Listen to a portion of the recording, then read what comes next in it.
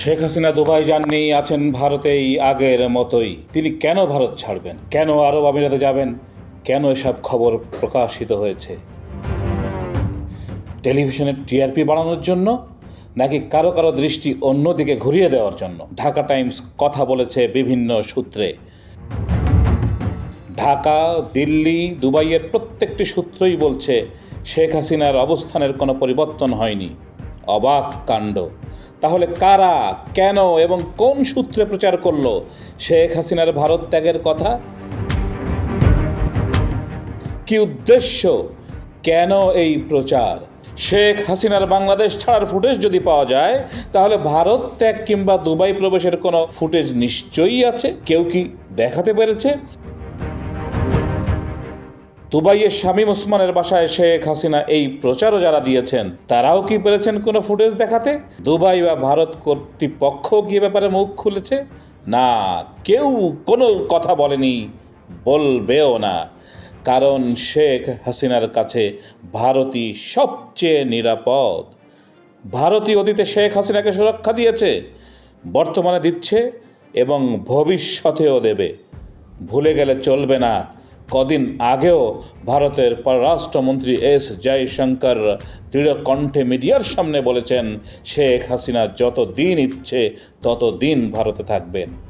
রাজনৈতিক পর্যবেক্ষকরা বলছেন, শেখ হাসিনাকে ভারত কতটা গুরুত্ব দেয় তা বুঝতে হলে তার বাংলাদেশ ত্যাগের মুহূর্তটি মনে রাখতে হবে। কেমন?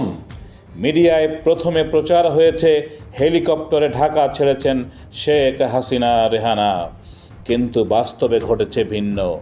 বিমান বাহিনীর একটি বিশেষ বিমান শেখ হাসিনাকে ভারতে পৌঁছে দিয়েছে, আর তার নিরাপত্তা ব্যবস্থা আঁটোসাঁটো করতে যত ধরনের বন্দোবস্ত করা যায় আকাশপথে, সব নিয়েছে মোদী সরকার।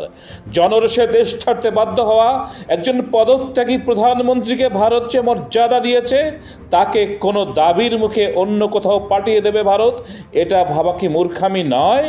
ঢাকা টাইমস এসব নিয়ে কথা বলেছে দিল্লি ও ঢাকার একাধিক গুরুত্বপূর্ণ মহলে। আসলে শেখ হাসিনা কোথায়? আচমকা তার দুবাই যাওয়ার খবরই বা প্রচার কেন? ঢাকার পররাষ্ট্র মন্ত্রণালয়ে এ নিয়ে নিশ্চিত কোনো তথ্য নেই। দিল্লির সূত্র বলছে শেখ হাসিনা কোথাও যাননি এবং যাবেনও না।